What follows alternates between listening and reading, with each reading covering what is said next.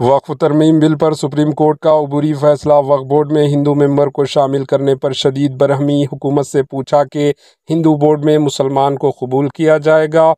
Supreme court نے وقف ترمیم قانون 2025 پر عبوری فیصلہ سناتے ہوئے کہا ہے کہ جو جائیدادیں عدالت یا عوامی استعمال کی بنیاد پر وقف قرار دی گئی ہے ان کو ختم نہیں کیا جا سکتا۔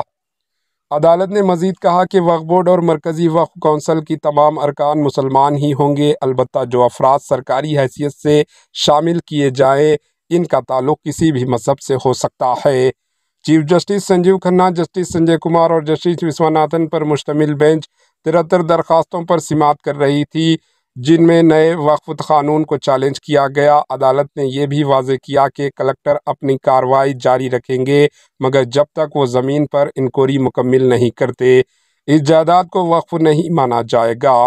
سماعت کے دوران عدالت نے مرکزی NDA مودی حکومت سے سخت سوالات کیے، خاص طور پر ان جائیدادوں کے بارے میں جو وقف بازیوں یعنی عوامی استعمال سے وقف قرار دی گئی ہے۔ عدالت نے کہا کہ اگر ایسی جائیدادوں پراپرٹیز کو ختم کیا گیا تو یہ مسئلہ سنگین ہو سکتا ہے۔ چیف جسٹس نے کہا کہ اگرچہ کہیں کہیں اس نظام کا غلط استعمال ہوا ہے لیکن اس کا مطلب یہ نہیں کہ تمام وقف پراپرٹیز جعلی ہیں۔ عدالت نے یہ بھی نشاندہی کی کہ 14ویں صدی سے 16ویں صدی کے درمیان تعمیر شدہ کئی مساجدوں کے پاس سیل ڈیز نہیں ہوں گے، اس لیے انہیں رجسٹر کرنا مشکل ہے، اس لیے ایسی جائیدادوں پراپرٹیز کو ختم کرنے سے گریز کرنا چاہیے۔ سماعت کے دوران عدالت نے مغربی بنگال کے کچھ علاقوں میں اس قانون پر جاری تشدد پر بھی تشویش کا اظہار کیا۔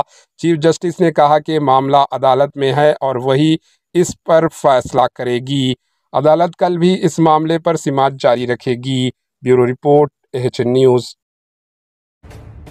AHN نیوز کے YouTube چینل کو سبسکرائب کریں اور بیل آئیکن کو دبانا نہ بھولیں تاکہ آپ کو ہر نئی آنے والی ویڈیو کا نوٹیفیکیشن بر وقت مل سکے۔